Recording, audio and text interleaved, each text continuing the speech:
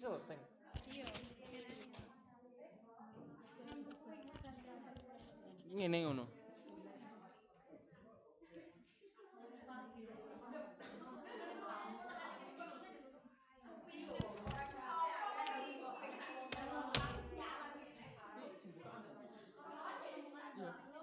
Iya. Sebuka aku. Iya lek iso sebuka. Bismillahirrahmanirrahim. Assalamualaikum warahmatullahi wabarakatuh. Sebelumnya kami dari kelompok 3 akan mempresentasikan yang berjudul metode harga pokok proses lanjutan. Saya Ahmad Said Mustafa dengan NIM 2243056.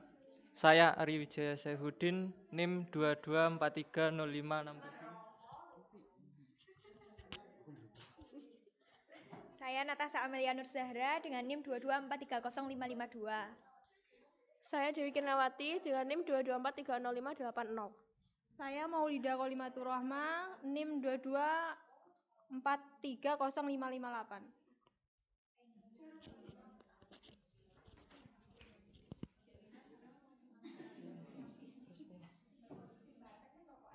Ya, untuk selanjutnya adalah Mbak Selete. Persediaan produk dalam proses awal.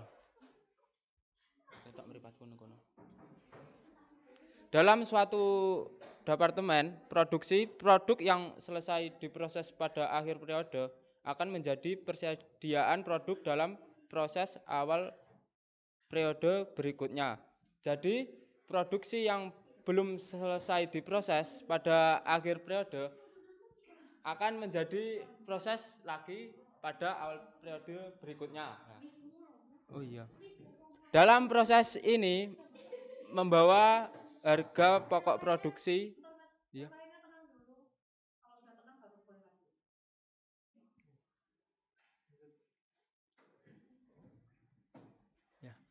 Produk dalam proses ini membawa harga pokok produksi per satuan yang berasal dari periode sebelumnya, yang kemungkinan akan berbeda dengan harga produksi per satuan yang dikeluarkan oleh departemen produksi yang bersangkutan dalam periode sekarang. Dan selanjutnya, Mbak, metode yang digunakan dalam harga pokok proses yang pertama yaitu metode harga pokok rata-rata tertimbang. Yang kedua, metode masuk pertama keluar pertama, FIFO. Metode selanjutnya metode masuk terakhir keluar pertama, LIFO.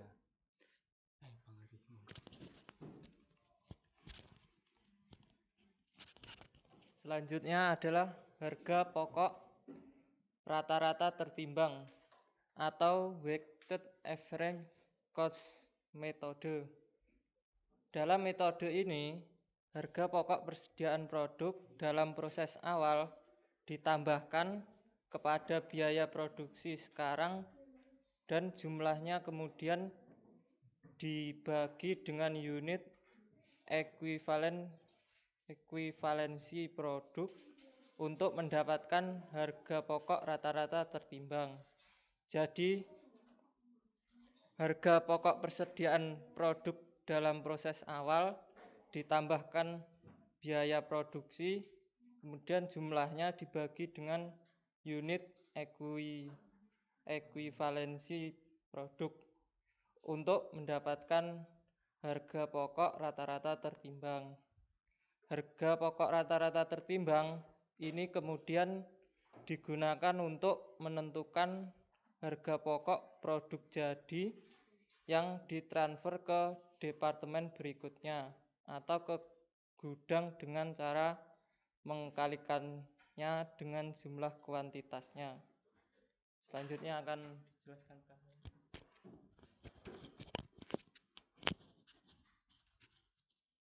Selanjutnya ada dua metode, yaitu metode FIFO dan metode LIFO.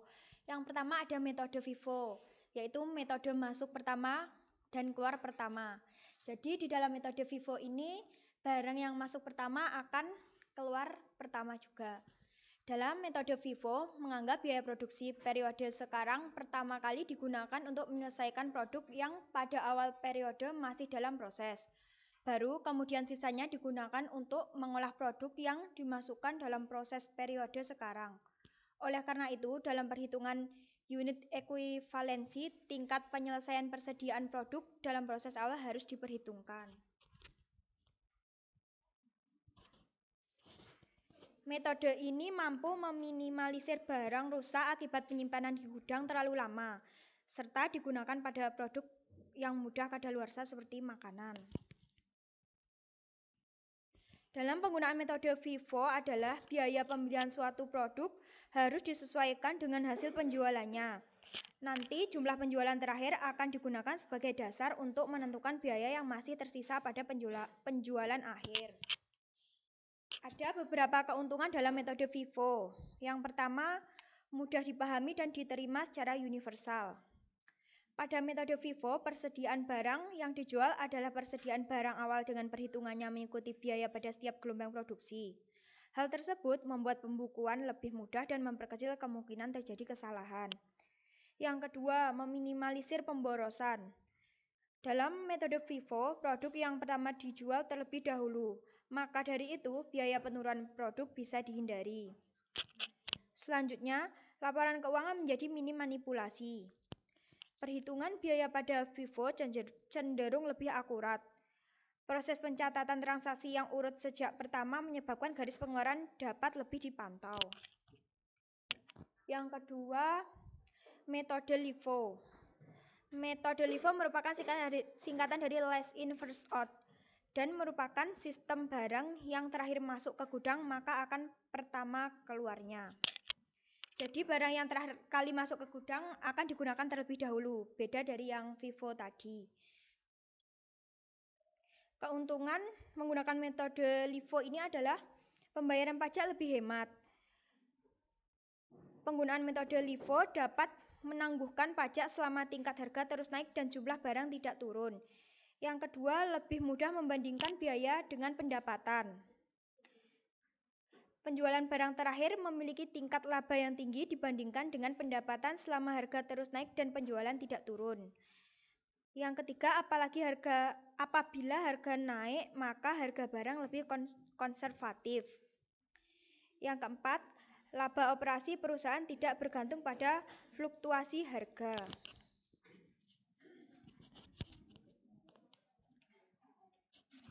Selanjutnya kita menuju ke contoh soal. Di contoh soal ini kita akan kerjakan dengan cara metode rata-rata tertimbang. Data-data dari soal ini bisa dilihat di buku akuntansi biaya halaman 101.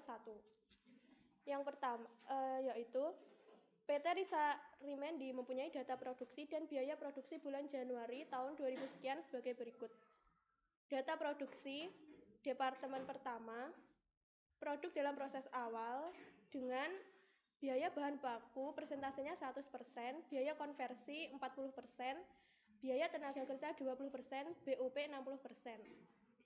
Biaya produk dalam proses awal di Departemen 1 sebanyak 4.000 kg, sedangkan di Departemen 2 6.000 kg.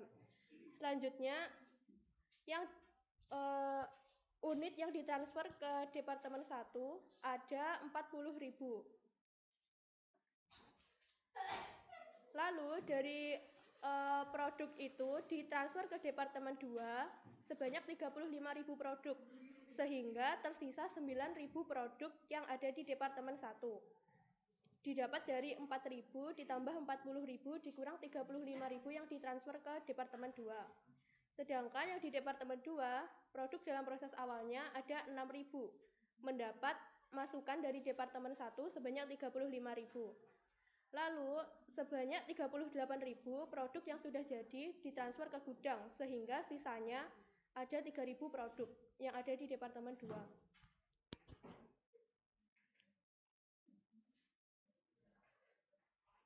Data-datanya rincian biaya produksi dapat dilihat di slide berikut. Lanjut, untuk penghitungan metode rata-rata tertimbangnya, yang pertama kita menentukan unit ekuivalensi terlebih dahulu. Untuk biaya bahan baku tadi, 35.000 kilogram. Rumusnya mencari unit ekuivalensi kemarin adalah biaya dalam proses ditambah persentase biaya produk jadi ditambah persentase dikalikan dengan biaya dalam proses akhir. Yang pertama biaya bahan baku, yaitu 35 kg ditambah 100% dikali 9.000 hasilnya 44.000. Biaya tenaga kerja 35.000 kg ditambah 70% dikali 9.000 kg sama dengan 41.300 kg. Biaya overhead pabrik 35.000 kg ditambah 70% dikali 9.000 hasilnya 41.300. Selanjutnya dari dihitung biaya produksi per unit dalam tabel. Untuk unsur biaya bahan baku yaitu yang pertama ada harga yang melekat pada PDB awal. Ini didapat dari harga pokok produk dalam proses awal. Yang departemen 1 biaya bahan bakunya ada 1.800.000. Biaya yang dikeluarkan yaitu ada di biaya produksi bagian biaya bahan baku departemen 1 sebesar Rp20.200.000. Untuk total biaya ini adalah hasil penjumlahan dari biaya yang melekat pada PDB awal ditambah dengan biaya yang dikeluarkan sekarang 1.800.000 ditambah 20.200.000 hasilnya Rp22 juta. Selanjutnya ada unit ekuivalensi yang sudah dihitung sebelumnya untuk biaya bahan baku sebesar 44.000. Selanjutnya didapatkan hasil biaya produksi per unit dari total biaya dibagi dengan unit ekuivalensi untuk biaya bahan baku 22 juta dibagi 44.000 hasilnya 500. Biaya tenaga kerja yang melekat pada PDB awal ada 1.200.000. Biaya yang dikeluarkan sekarang ada 29.775.000. Selanjutnya totalnya antara 1.200.000 ditambah 29.775 hasilnya 30.975. Unit ekuivalensinya ada 41.300, didapatkan biaya produksi per unit 750. BOP biaya overhead pabrik ada 1.920.000 untuk yang melekat pada PDB awal. Biaya yang dikeluarkan sekarang 37.315.000, totalnya 39.235.000. Unit ekuivalensi 41.300 sehingga biaya produksi per unit didapat 950.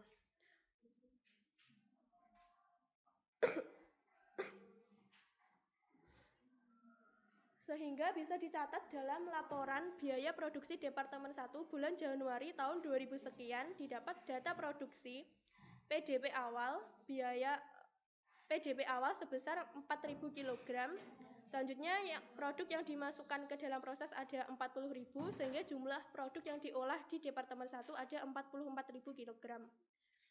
Produk selesai yang ditransfer ke Departemen 2 ada 35.000 kg sehingga produk dalam proses akhir 35.000 dikurang 44.000 dikurangi 35.000 hasilnya 9.000. Maka ditemukan juga jumlah produk yang dihasilkan juga jumlah produk yang dihasilkan 35.000 ditambah 9.000 44.000. Hasilnya sama antara yang atas dengan yang bawah. Selanjutnya menghitung biaya yang dibebankan dalam Departemen 1. Yang pertama biaya bahan baku tadi 22 juta dari biaya yang di biaya bahan baku tadi, biaya produksi tadi ada 22 juta. Lalu harga per unitnya dihitung dalam tabel sebelumnya tadi ada 500 dan seterusnya pada biaya tenaga kerja, biaya overhead pabrik. Jumlahnya jika ditotal ada 92.210.000 untuk total biaya yang dikeluarkan, lalu harga per unitnya totalnya ada 2.200. Sehingga harga pokok produk selesai ditransfer ke Departemen 2, 35.000 kg dikali dengan 2.200. Hasilnya 77 juta rupiah. Selanjutnya, perhitungan harga pokok produk dalam proses akhir. Produk dalam proses akhirnya tadi ada 9.000 kg. Untuk biaya bahan baku 100% karena persentasenya 100% dikalikan 9.000 lalu dikalikan dengan 500 harga per unitnya, ketemu 4.500.000. Biaya tenaga kerja persentasenya 70% dikalikan dengan PDP 9.000 dikalikan dengan harga per unit 750. Hasilnya 4.725.000. Untuk BOP persentasenya 70% dikalikan 9.000 dikalikan 950 dari harga per unit ketemu 5.985.000. Harga pokok produk dalam proses akhir yaitu 15.210.000. Penjumlahan dari harga pokok produk dalam proses akhir tadi untuk masing-masing biaya. Lalu ada jumlah biaya produksi yang dibebankan dalam Departemen 1. 77 juta ditambahkan dengan 15.210.000 hasilnya 92.210.000. Sama hasilnya dengan yang di atasnya jumlah biaya yang dibebankan.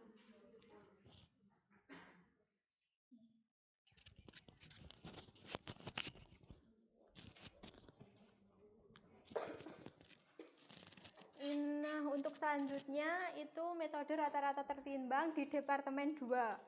Nah, bisa dilihat untuk datanya di contoh soal tadi. Untuk yang 38 ini hasilnya dari produk jadi transfer di gudang. Di data ada di Depar 2 itu jumlahnya 38.000 kg.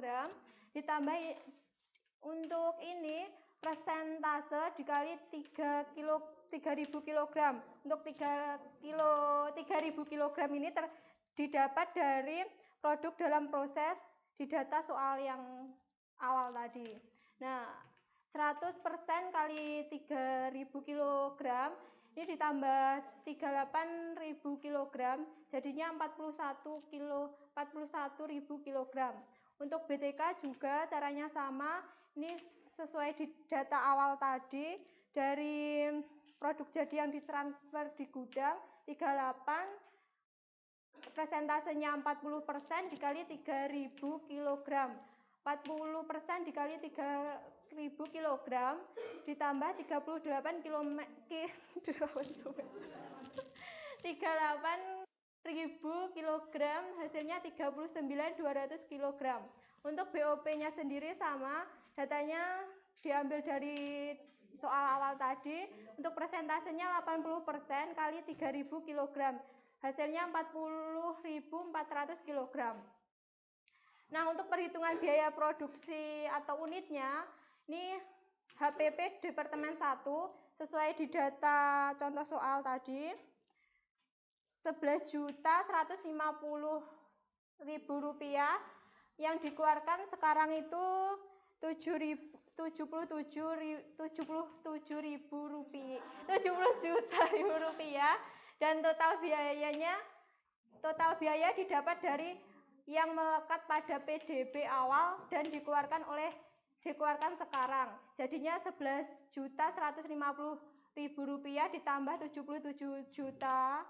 Ini hasilnya 88.150.000.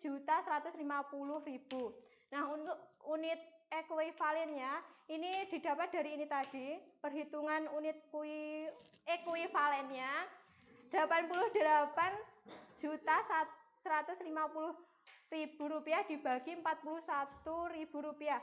Jadinya dapatnya 2.150.000. Nah, 1.150. Untuk biaya yang ditambahkan di Departemen 2, ini kan BTK bahan tenaga kerja, ini biaya tenaga kerja ini didapat dari 1.152.000 ini didapat dari data sebelumnya tadi ya, di soal tadi, untuk dikeluarkan sekarang itu 37.068.000 ditambah dengan ini tadi yang melekat pada PDB awal. Hasilnya 38.220.000. Untuk mendapatkan unit ekuivalen 38.220.000 dibagi dengan ini tadi 39.200 kg, hasilnya 975. Untuk BOP juga sesuai data di awal tadi, contoh awal, dan ininya juga sesuai di contoh awal tadi. Untuk total biayanya 4.140.000 ditambah 44.340.000, hasilnya 48.480.000. Ini dibagi dengan unit ekuivalen tadi 40.400 kg. Hasilnya 1.200. Nah, 88.150.000 ditambah 38.220.000 ditambah 48.480.000, untuk keseluruhannya jumlahnya 174.850.000. Untuk biaya produksinya jumlah keseluruhannya adalah 4.325. Kesinggol.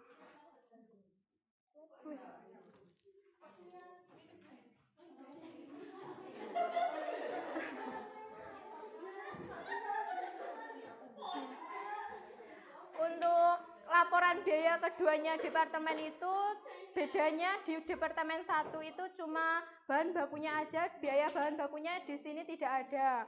Untuk data awalnya ini 6.000 ini didapat dari data awal tadi di departemen 1, dimasukkan dalam prosesnya 35.000 itu terdapat di data soal tadi. Ini dijumlah hasilnya 41.000 kg, dan untuk di departemen 2 ini di 38 ini dari data sebelumnya tadi, dan untuk 3.000-nya ini juga PDB akhir di data awal tadi, dan dijumlah 41.000 kg. Nah, untuk biaya berasal dari departemen 1 itu tadi kan jumlahnya yang departemen 1 jumlahnya dari yang data sebelumnya tadi yang saya jumlahkan PDB awal sampai yang dikeluarkan sekarang. Jumlahnya 88.150.000. Untuk per unitnya sesuai data yang tadi saya sampaikan 2.150. Lanjut ke biaya yang ditambahkan dalam departemen 2. Ini biaya tenaga kerjanya 38.220.000. Ini didapat dari biaya total BTK yang saya jumlahkan tadi sebelum slide ini. Untuk biaya overhead pabriknya juga sama, tinggal memasukkan data yang kita cari di unit ekuivalen, dan bawahnya tadi perhitungan biaya produk tinggal memasukkan di sini. Lalu ini dijumlahkan ketemu 174.850.000. Untuk per unitnya jumlah semuanya 4.032.025. Nah, untuk harga pokoknya sendiri ditransfer ke departemen 2, tadi kan dari 1 ke 2 ini jumlahnya 38.000 kg. Untuk per A-nya ini 4.325. 425 ini dapatnya dari penjumlahan biaya produksi yang tadi, yang sebelum slide ini.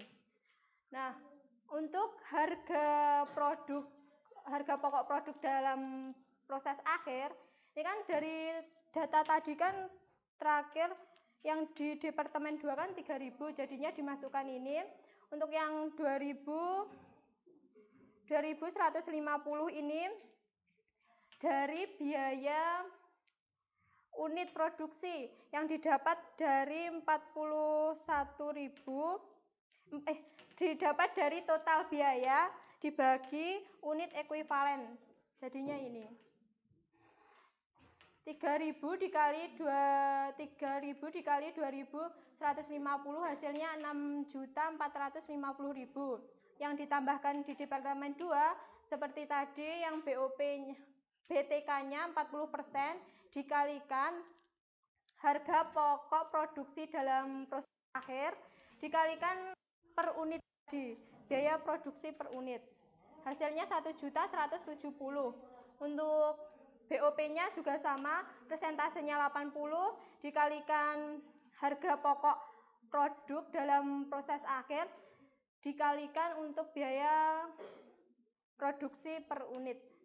Harga pokok produk dalam proses akhir ini ditambah hasilnya 10.500.000.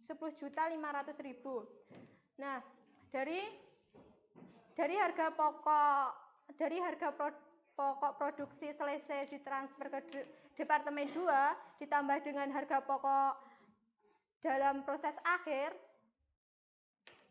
hasilnya 174.850. Jadinya sama, jumlah beban biaya yang dibebankan sama jumlah biaya produksi yang dibebankan dalam proses departemen 2 itu sama hasilnya. Kalau nggak sama berarti ada yang salah. Cuma bedanya di departemen 1 dan 2 itu biaya beban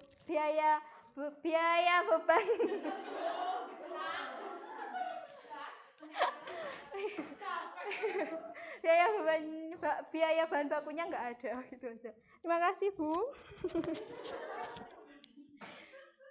Untuk selanjutnya sesi tanya jawab, apa yang ada yang bisa ditanyakan atau kurang jelas, teman-teman?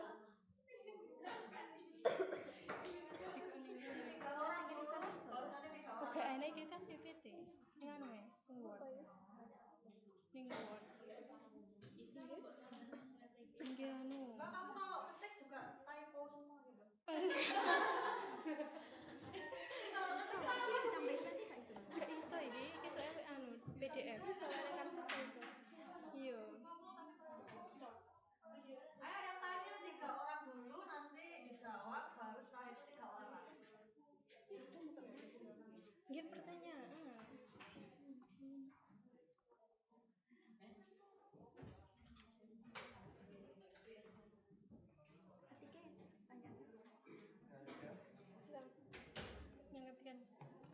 Gimana Mbak, ada yang mau ditanyakan atau kurang jelas mungkin?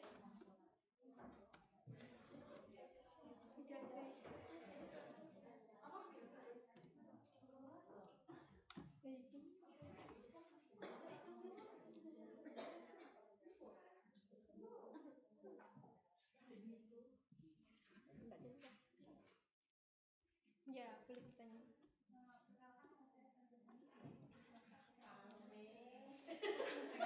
Kayak ana ngomong iki lho. Ngomongnya dinaikkan.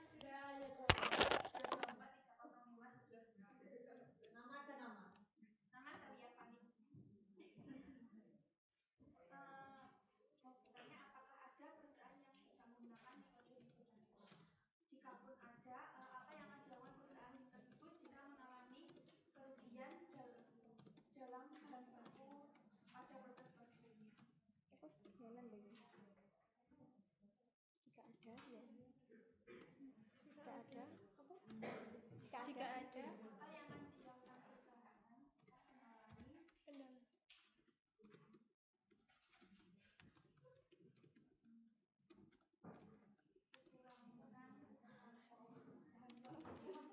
Kekurangan bahan baku.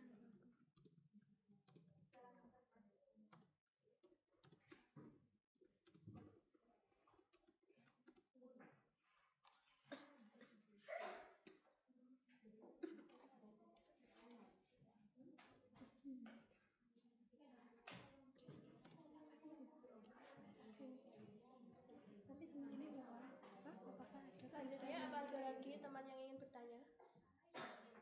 Mega.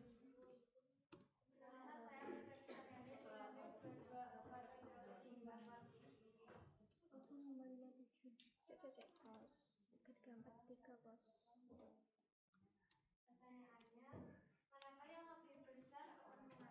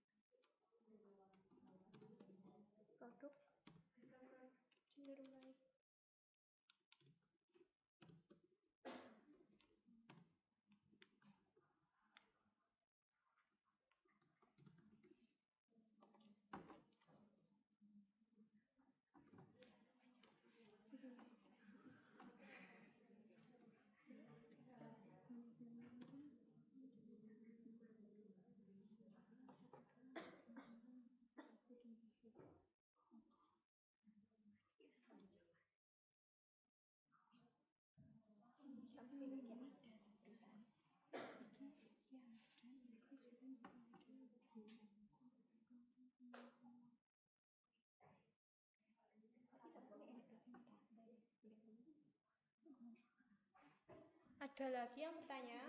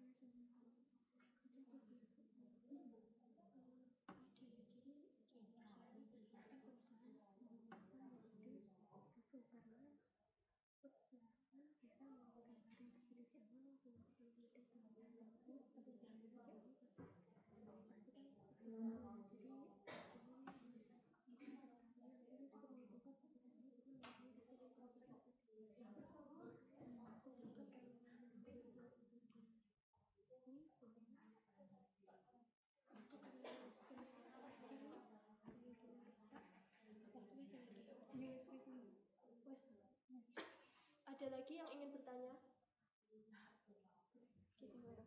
Tidak ada.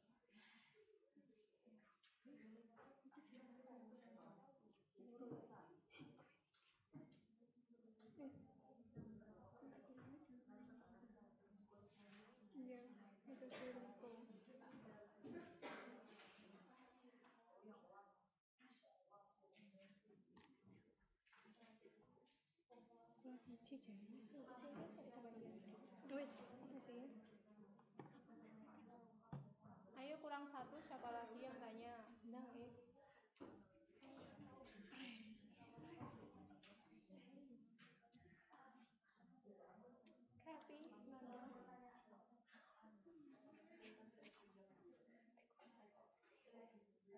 Isna, oh Dimas saya sudah ngantuk.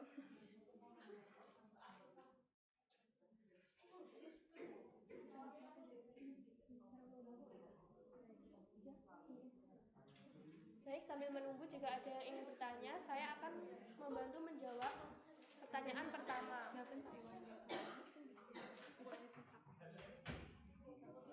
Pertanyaannya yang pertama, apakah ada perusahaan yang tidak menggunakan metode LIFO dan FIFO? Jika ada, apa yang akan dilakukan perusahaan jika mengalami kekurangan bahan baku dalam proses produksinya?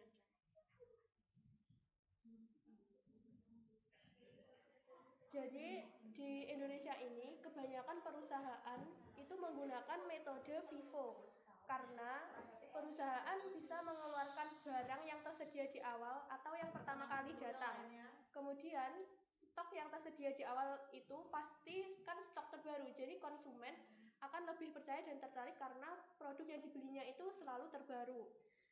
Nah, karena itu, ini cukup menguntungkan bagi perusahaan karena mengurangi resiko kerusakan pada barang. Berbeda dengan metode LIFO, last in first out, yang dimana produk yang terakhir kali masuk dikeluarkan pertama, itu akan mungkin kemungkinan rusak pada produk yang sebelumnya sudah masuk itu akan lebih besar. Nah, lalu bagaimana jika perusahaan mengalami kekurangan bahan baku dalam proses produksinya?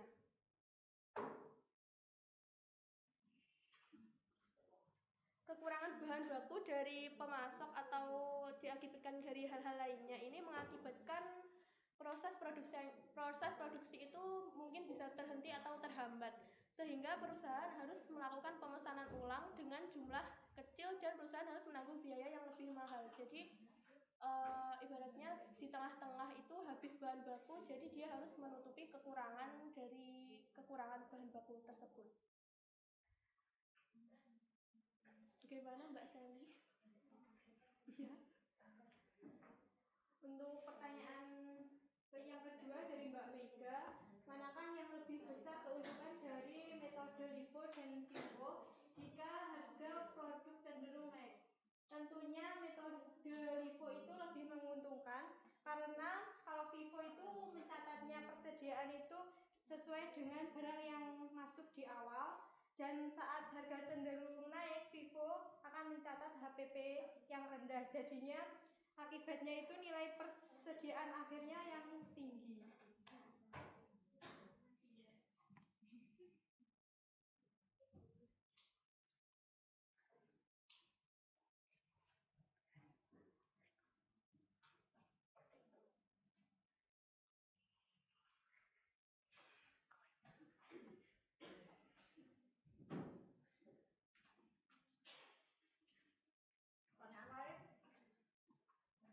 Halo Siska.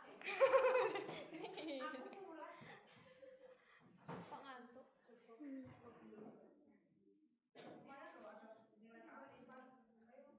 Mbaknya Jessica.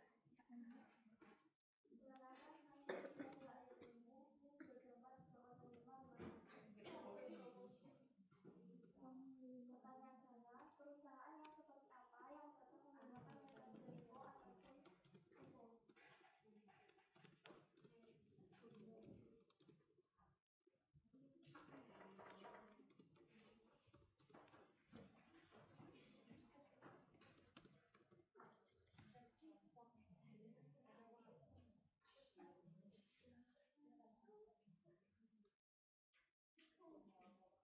Yuk, pertanyaan satu lagi. Sudah tiga loh Bu. Ya kan saya tadi niatnya bukannya 6. Ya ampun. Diskon jadi 4 satu lagi. Apa saya sih yang tanya? Gak usah Bu.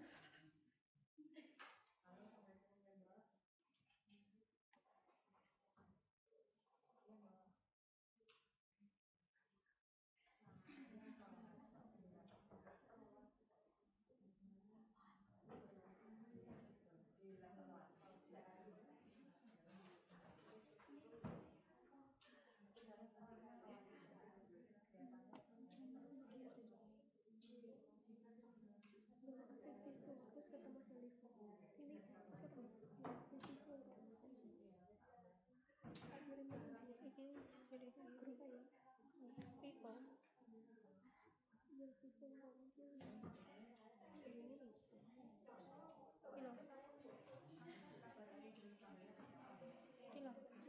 siapa? Pada saat menggunakan metode FIFO, berarti perusahaan akan memakai persediaan barang yang lama. Jadi seringkali kirim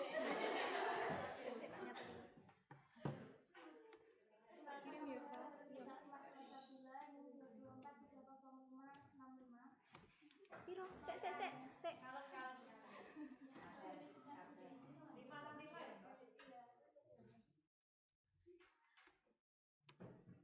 Apa keuntungan bagi perusahaan kalau menggunakan metode LIFO? Soalnya kalau menurut saya ya, metode LIFO itu kan kelas invert, kelas masuk pertama, keluar fase terakhir, keluar pertama. Jadi kan yang pertama tertimbun. Itu kira-kira keuntungannya bagi perusahaan kalau pakai metode itu apa? Nah, itu nyambung sama pertanyaan nomor 3 berarti. Keuntungan LIFO. Ini sampai terus ya kirim. LIFO loh.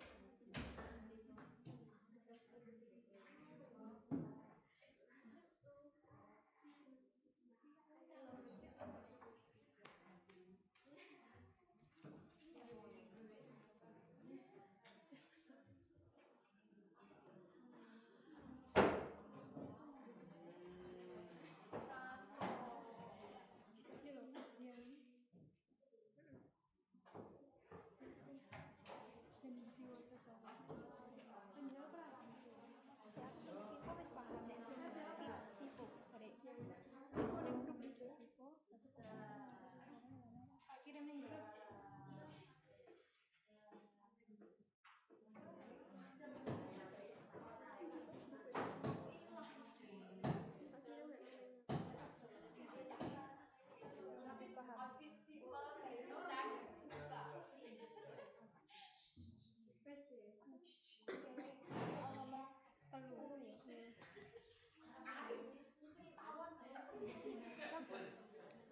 Buan urung ya.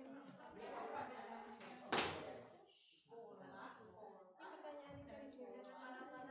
keuntungan dan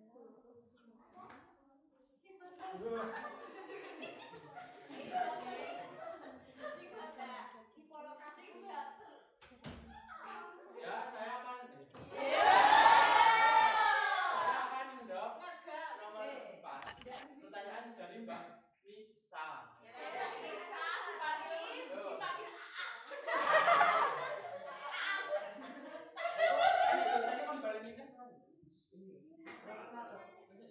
bukan ono.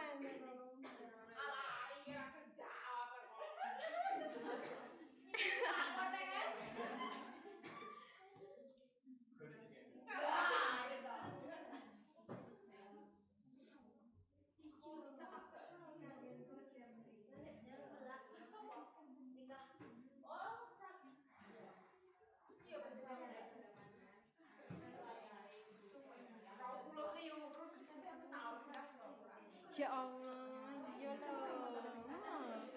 Utang jam. Apa? Mbuh, wis ditutup kok. 13.58.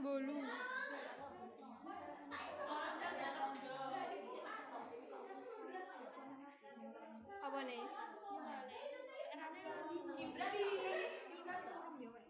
Wes langsung. Lek, kowe ora kok keluarne sik to. Sik pamane ngene iki to, gek ben kok keluarne bar kuwi lokok-lokok. Wis nyimpen. Ora kepen nyimpen. Tak delokne. Yo iya emailmu kayaknya nek planning kene. Emailmu tapi mlebu email.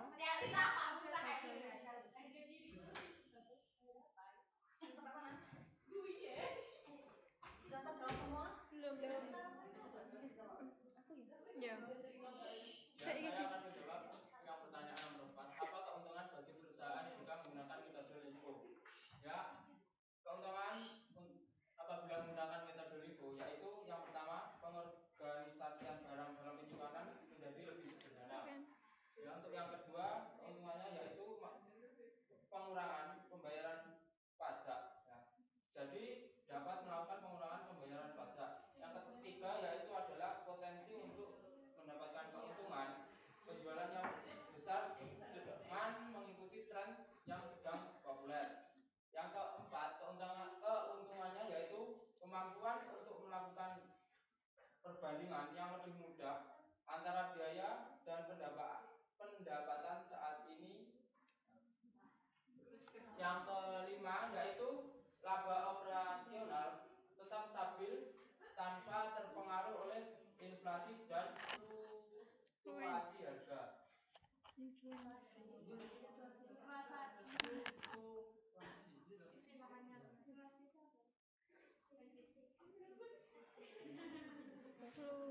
Fluktuasi.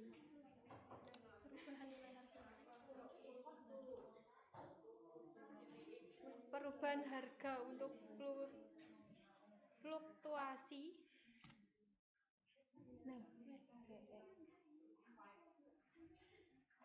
Selanjutnya saya akan menjawab pertanyaan dari Mbak Yesika, yaitu perusahaan seperti apa yang cocok menggunakan metode LIFO ataupun FIFO.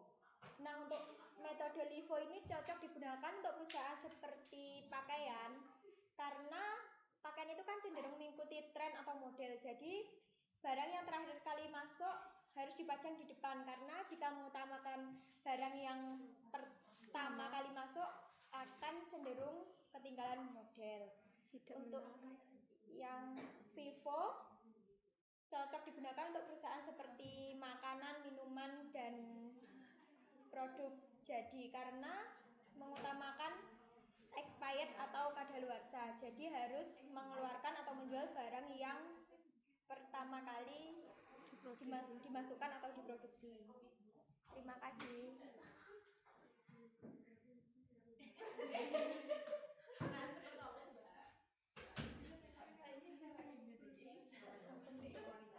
Iya.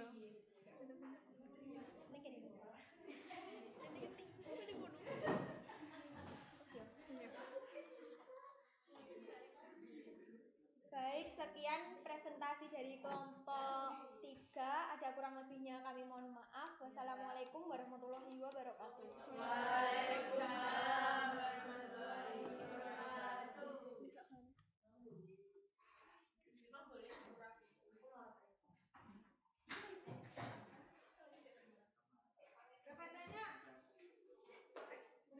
Oh iya iya.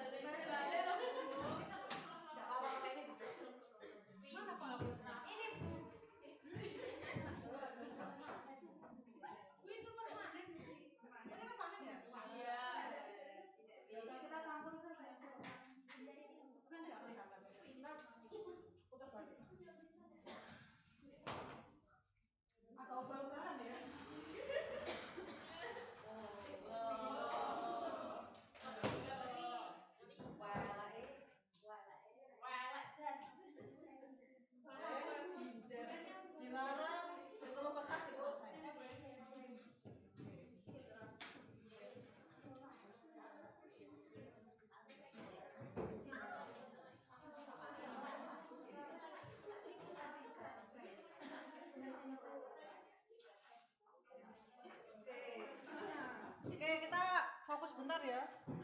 Materinya nggak banyak karena menurut saya caranya nggak. Kalau minggu lalu teman-teman memperhatikan dan paham dengan terutama cara menghitung unit ekuivalensi, materi hari ini ya gampang lah ya istilahnya. Isi-isi. Kalau minggu lalu paham cara menghitung unit ekuivalensi, yang berbeda itu di sini adalah perhitungan unit ekuivalensinya gitu ya. Oke, jadi kemarin kita masih pengantar, sekarang lanjutan. Yang membedakan di lanjutan ini adalah representasi ketika di lapangan ya. Jadi kalau akuntansi biaya itu memang kita itu punya masa waktu cuma 1 bulan ya untuk pelaporan akuntansi itu ya pencatatannya. Nah kita mengerjakannya kan per bulannya. Sementara proses produksi itu belum tentu 1 bulan selesai, sehingga akhirnya ada yang ganjil di akhir bulan.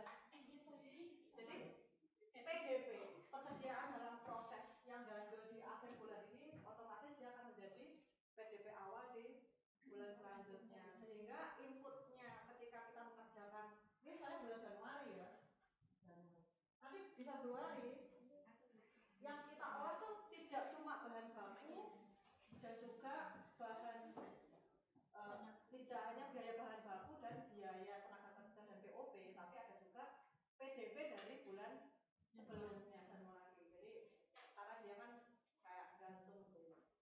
Kalau kemarin kan kita baru bahas kalau habis dan masuk ke gudang semua dan habis dan ada yang masuk gudang dan juga masih tetap menjadi BDP akhir kan seperti kemarin. Nah ini adalah lanjutannya. Jadi BDP akhir kan biayanya ya persediaannya bagaimana? Persediaan otomatis akan kita olah lagi di bulan selanjutnya. Dia akan menjadi PDP awal seperti yang dijelaskan oleh kelompok representasi tadi. Nah, ini dalam suatu departemen produksi produk yang belum selesai diproses pada akhirnya silahkan dibaca sendiri ya. Panjang soalnya. Nah, dan kawan-kawan, produk dalam proses ini membawa harga pokok produksi persatuan sehingga karena dia itu kan biaya dan harga-harganya dan yang melekat dengan si persediaan tadi ya, itu kan ikut di bulan Januari. Ketika kita mengerjakan dia di Februari, kita tetap memperlakukan si PDP Januari tadi menggunakan biaya-biaya yang melekat di bulan Januari. Makanya tadi ada yang biaya yang sudah diketahui di awal, yang melekat pada PDP. Nah itu akhirnya kita pakai itu, jadi nggak menghitung ulang dengan tarif yang ada di bulan Februari. Intinya seperti itu, ada gambaran ya. Jadi kalau kemarin ini ibaratnya pabrik ya. Kalau gambar pabrik kelamaan gitu ya. Jadi pabriknya saya baru di sana. Pabrik. Kalau kemarin kita membahas 1000 kilo kita masukkan ke sini, lalu kita olah di sini ya. Di 1000 kilo ditambah dengan tenaga kerja, ditambah dengan listrik, tambah dengan apa lagi ya? Ya listrik, mesin dan kawan-kawan. Lalu dia akan menghasilkan 1000 kilo produk juga. Habis jadi barang jadi, siap dijual. Ini adalah yang kemarin kita bahas. Sekarang itu ilustrasinya ini adalah pabrik. Oh, ada juga yang kita bahas minggu lalu. 1000 kilo kita olah, outputnya 800 jadi barang jadi. Barang jadi ya. 200 jadi persediaan dalam proses akhir atau barang dalam proses BCP. Jadi belum selesai. Waktunya cuma sebulan, akhirnya sanggupnya ya mengerjakan 800 unit gitu ya. Yang 200 dari lembur-lembur maksa ya. Biarkan dia gantung. Nah, kelanjutannya adalah sekarang. Sekarang ini posisi kita adalah pabrik ini ya. Ada 1000 kilogram bahan baku dan bahan-bahan lainnya plus 200 kilogram persediaan proses awal. Jadi ini awalnya dia itu berasal dari akhirnya ini diolah. Nah diolahnya bisa jadi 1200 kilogram barang jadi. Jadi semua ya kita kirim ke gudang, gudangnya gambarnya dan bisa jadi juga bisa jadi juga 900 barang jadi, featuring 300 persediaan ya, barang dalam proses.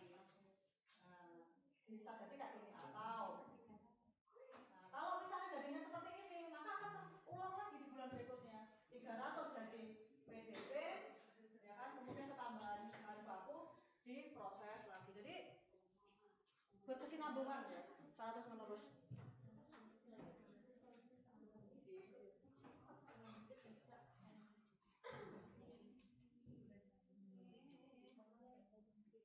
Kemudian apa lagi ini? Nah, di sini fokus kita adalah membahas tentang metode-metode yang digunakan.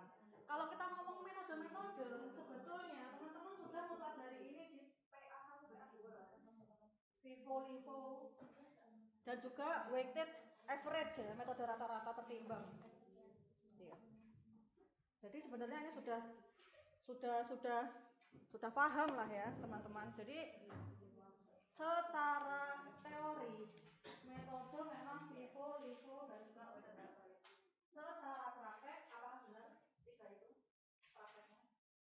Apakah LIFO itu masih diperbolehkan? LIFO itu nggak diperbolehkan ya oleh standar akuntansi. LIFO itu sudah nggak diperbolehkan sejak lama karena tadi disebutkan oleh Mas ya penghindaran pajak itu salah satunya juga nggak boleh. Kemudian selain itu ini juga apa namanya perhitungan laba ruginya tidak mencerminkan real time, jadi atau tidak mencerminkan yang seharusnya, tidak relevan ya, karena menggunakan si LIFO tadi. Tapi LIFO itu juga tidak sembarangan perusahaan, kalaupun boleh digunakan, tidak sembarangan perusahaan bisa menggunakan. Contohnya adalah perusahaan-perusahaan yang tidak memperhatikan masa apa tadi yang disebutkan oleh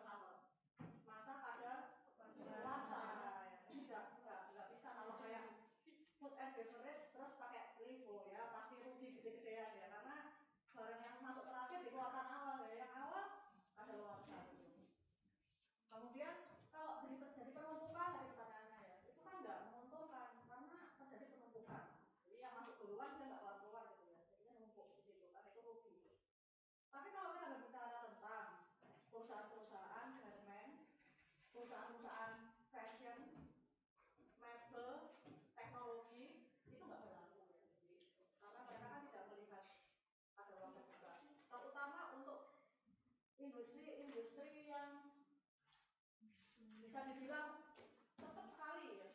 Kayak fashion itu kan sekarang kan dikeluhkan orang-orang karena industri fashion itu industri yang fast moving, terlalu cepat sekarang ya orang-orang itu. Lihat TikTok ada yang review, check out besoknya, terus ada model baru, check out, karena FOMO aja gitu ya, bukan karena butuhnya. Akhirnya dia muter terus karena cepet ya, cepat terus, sehingga orang-orang yang bergerak di industri fashion bahkan mereka banyak yang kemudian menggunakan LIFO, jadi mengikuti tren ya. Bahan baku yang mungkin masuknya lebih awal, kalau nggak mengikuti tren ya nggak dipakai. Kalau masuk terakhir mengikuti tren ya dia pakai, kan seperti itu ya. Sehingga mereka kebanyakan praktiknya itu kadang-kadang dia menggunakan bahan yang di akhir. Apakah boleh pakai LIFO? Tetap nggak boleh ya. Jadi di laporan keuangan sudah tidak boleh menggunakan LIFO. Kemudian yang selanjutnya adalah kita harus ini ya, paham dulu di metode akuntansi dan juga di praktek itu beda. Jadi apa yang arus operasi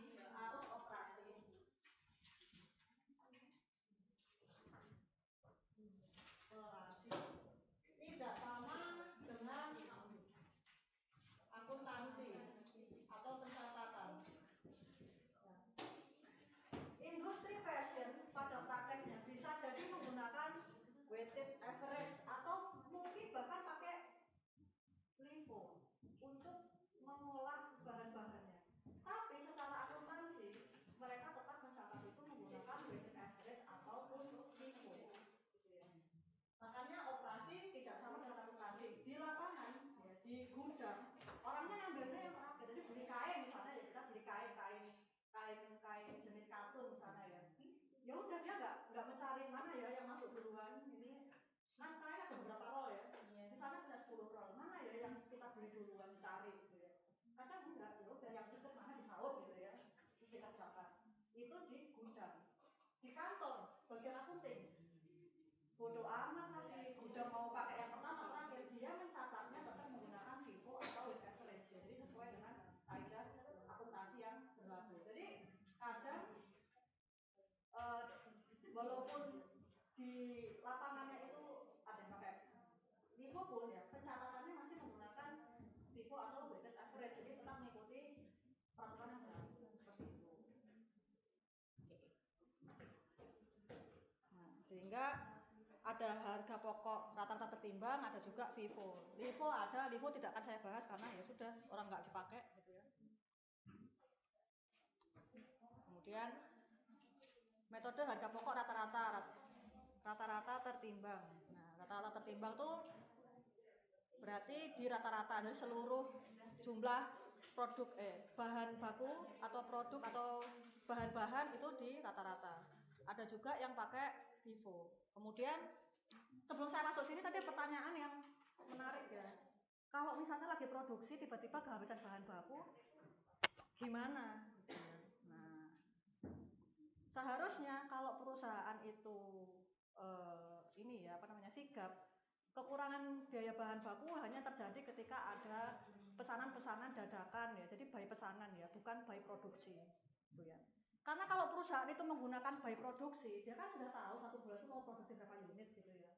Mau berapa yang diproduksi. Dia pasti akan mempersiapkan bahan baku sejumlah dengan produk yang akan dia olah. Oleh karena itu, ada pengendalian internal kartu persediaan gitu ya. Kenapa kok kalau di kantor-kantor yang punya persediaan, dia punya kartu persediaan yang setiap akhir bulan itu mereka cek ya ke gudang. Bener nggak? Tertulisnya kain 50 roll, ternyata di gudang cuma 20 roll ya. Itu tujuannya adalah memastikan persediaan mereka itu memenuhi kuota yang mereka butuhkan.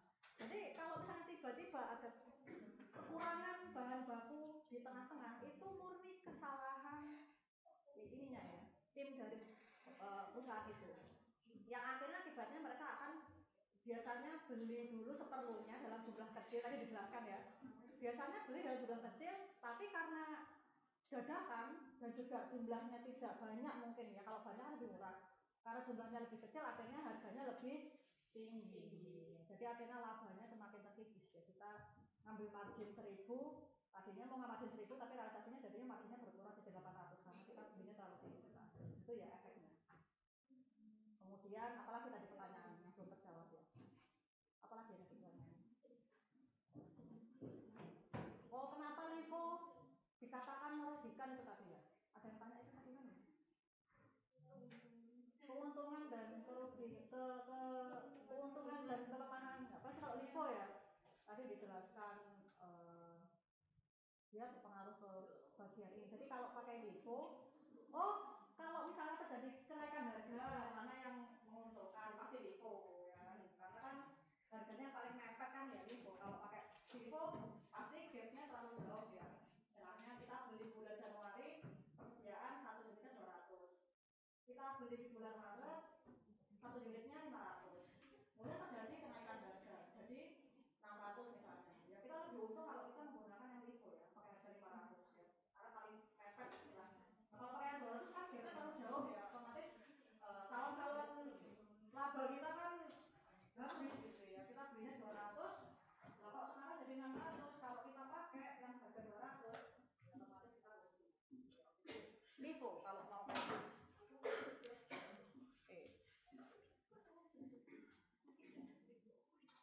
ini contohnya sama kayak di buku ya. Jadi PT Risa Rimendi, dia sekali ngasih contoh langsung pakai hardcore ya, susah dia langsung pakai 2 departemen. Jadi dia itu yang membuat beda kalau weight average departemen 1, departemen 2 diketahui juga ya, PDP-nya berapa, ada prosentase untuk bahan baku, kemudian konversinya juga udah tahu. Nah, lalu kemudian tugasnya adalah menghitung unit ekuivalensinya. Jadi yang membedakan antara metode penghitungan persediaan ini itu tuh ya di bagian menghitung unit ekuivalensi sebenarnya ya. Nih. Ini untuk rata-rata tertimbang.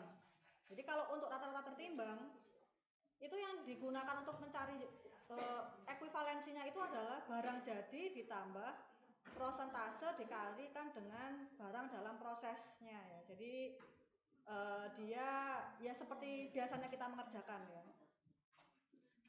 Tapi kalau di LIFO, kalau di FIFO, maaf. Oh, FIFO nggak ada contohnya ya? Oke. Kita pakai contoh yang angkanya santai aja, ini angkanya nolnya terlalu banyak, akhirnya penuh dengan typo ya menyebut angkanya.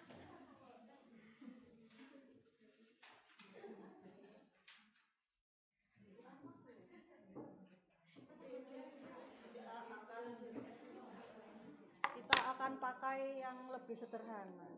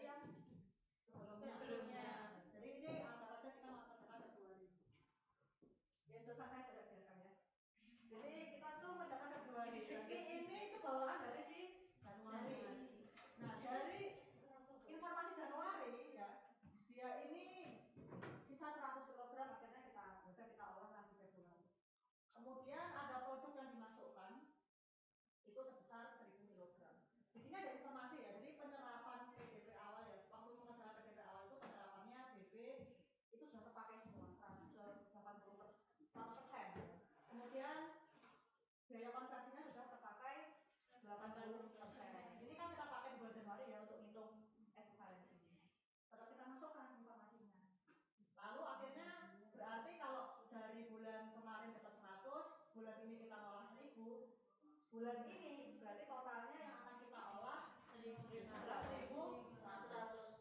Yang selesai cuma 900.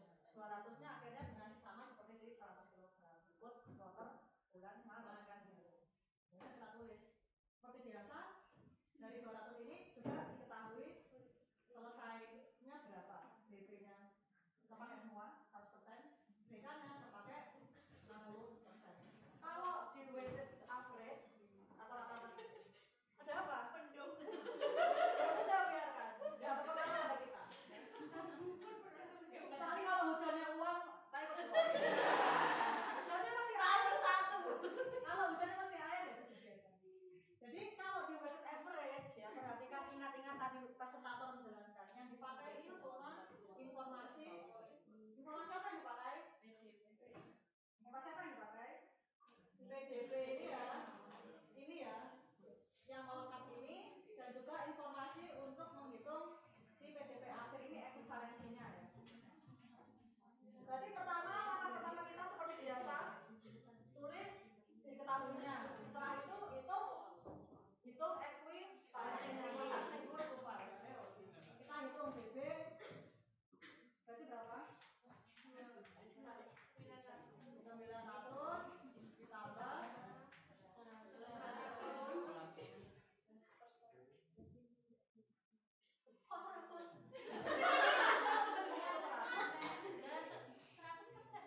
Oh, 100%. Saya terlalu ini ya. Dikali berapa? 900. Kamu tak kembalikan dulu. Berapa tadi? Kok masih ingat? Terus BK 900 ditambah 60% kali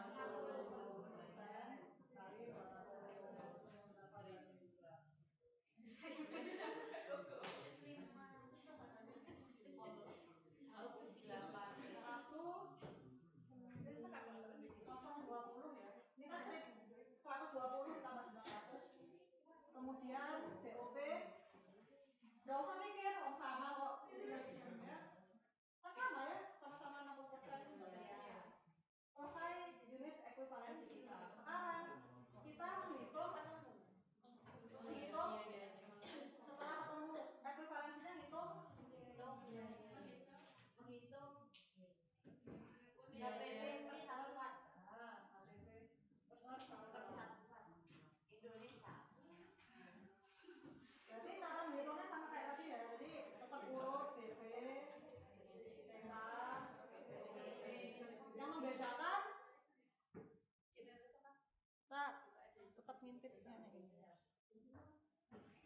Yang membedakan muncul informasi ini, biaya melekat BB 20 juta,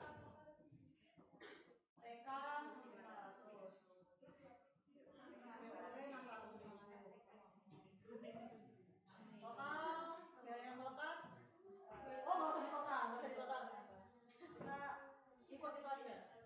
Lalu biaya dikeluarkan sekarang.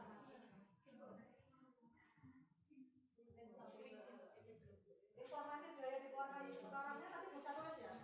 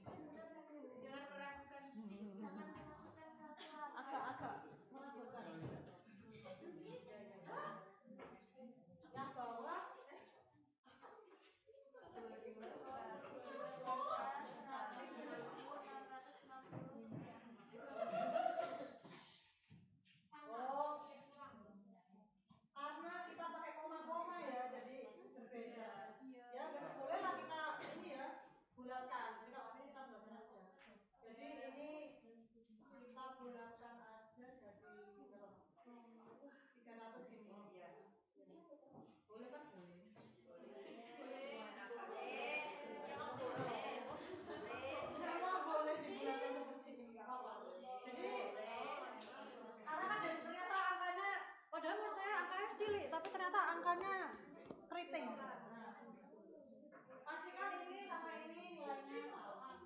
Ya, ini dalam bentuk hitungan. Kalau ditata ya jadi seperti ini sama aja. Jadi ini untuk yang rata-rata. Jadi dari informasi yang diketahui kita tuh cuma pakai informasi satu. Sudah mau apa lagi kalau yang kita pakai adalah biaya kelas, kemudian kita pakai ini dan juga ini. Ya. Sementara yang ini PDP awal ini itu kita tidak pakai dulu secara detail. Kalau di weight average, makanya weight average itu lebih gampang, lebih simpel. Kalau FIFO salah saya harus pakai FIFO ya, nggak cukup waktunya. Kalau FIFO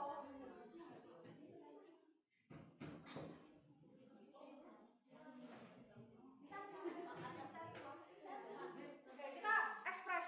Kalau FIFO itu cara menghitung unit ekuivalensinya yang lebih rumit. Jadi nanti teman-teman kan bisa belajar gitu ya.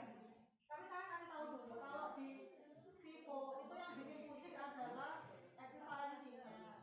Kenapa? Karena cara menghitungnya adalah kita masukkan ini. Jadi cara menghitungnya itu gampangannya produk jadi dikalikan dengan PDP awal dikali yang belum selesai ditambah barang jadi kurangi PDP awal ditambah PDP akhir kali persentase.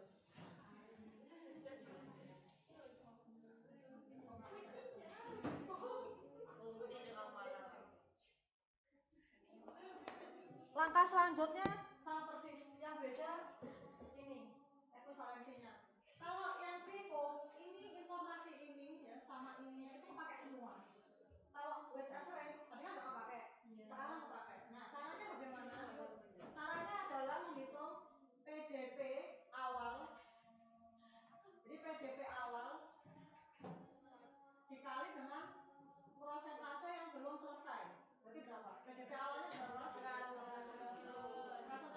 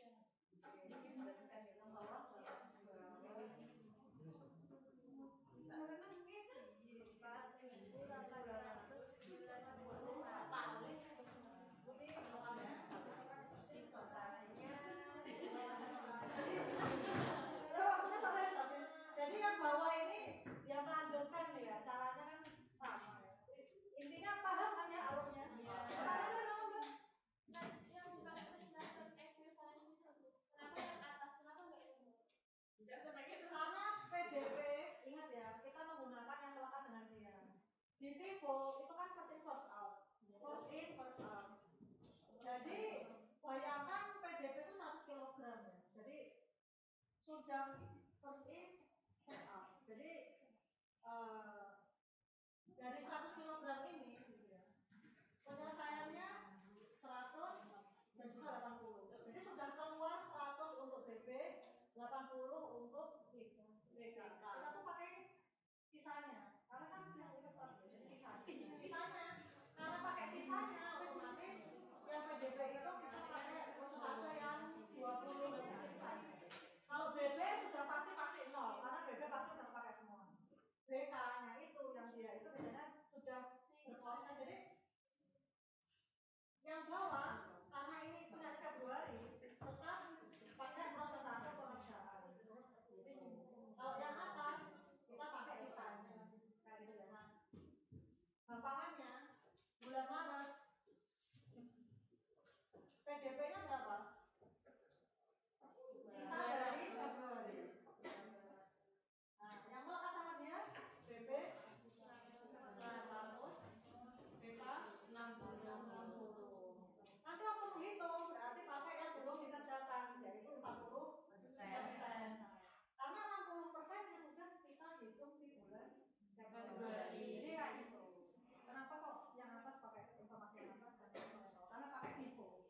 Kalau weight average dianggap di rata-rata semuanya. Makanya informasi ini nggak dipakai. Kita langsung pakai yang bawah. Informasi dari bulan sebelumnya karena kita udah dianggap rata-rata. Yang dipakai cuma biaya aja. Jadi penyelesaiannya udah tutup mata. Oke. Pertanyaan? Udah loh Bu ini. Sudah. Kan masih hujan.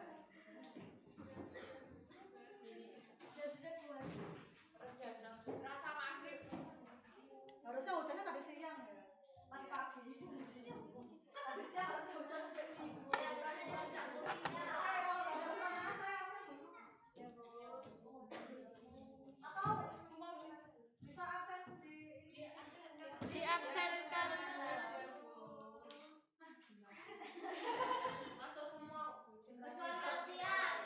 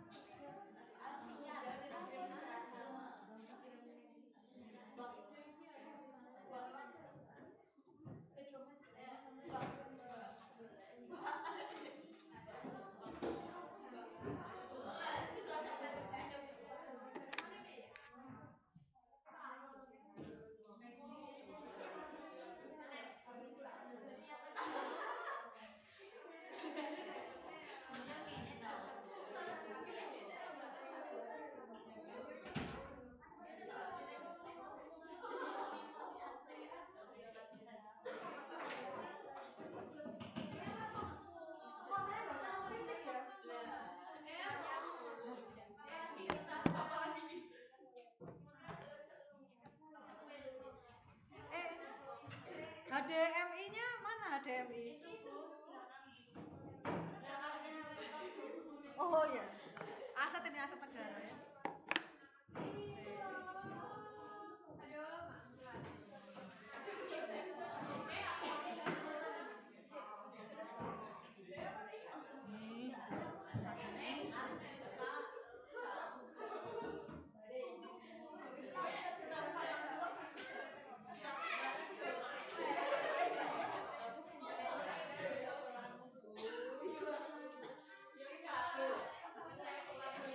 Citra Ferdiana, Jessica, Natasha, Ika, Monica, Megatri, ada, Maulida, ada, Laila, Evi, Nela, Dea, Koirunisa, Maula,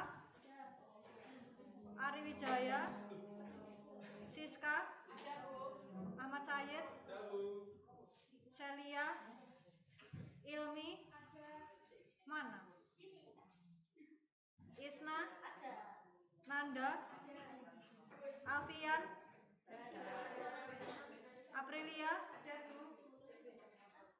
Dewi Kirnawati, Revi, Rista, Salsa, Dimas Prayogo, Putri. Berarti yang nggak masuk cuma satu ya.